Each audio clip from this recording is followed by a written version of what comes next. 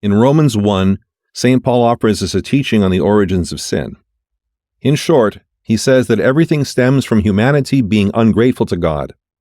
We rejected the blessings that were from Him and turned instead to the created world for comfort and meaning. The chapter ends with a laundry list of sins that are the consequences of our ingratitude and negligence.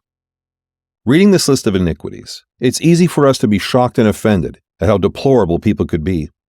Then, at the beginning of Romans 2, Paul takes an artful turn, shifting our focus from the transgressions of others onto our own sins. He says, "Therefore, you are without excuses if you are judging.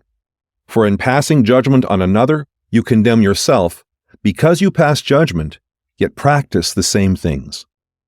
Do you think that you will escape the judgment of God if you judge those who practice such things and yet act the same? Looking at that laundry list of sins in Romans 1, we see that there's something there that every one of us struggles with. Maybe not the same things, and maybe not equally, but they're all part of the human condition. In his first letter to the Corinthians, St. Paul reminds us that there isn't a temptation out there that is not common to all people. And he offers us this warning: "Therefore, let him who thinks he stands be careful that he does not fall." Knowing that the struggle with sin is universal, including a struggle I engage in my own life, I have no right to be judging another person's trespasses.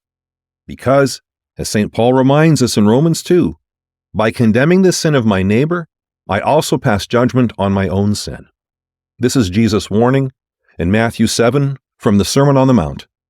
"Judge not, that you not be judged." The final judgment is not about God comparing people, and someone who he thinks has sinned less gets to go into heaven and the person who sinned more doesn't. Every one of us is judged according to our own lives, according to the words, thoughts, and deeds that we have willfully embraced and engaged in.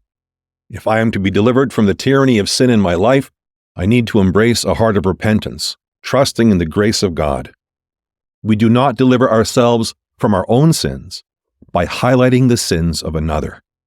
That's just not how it works.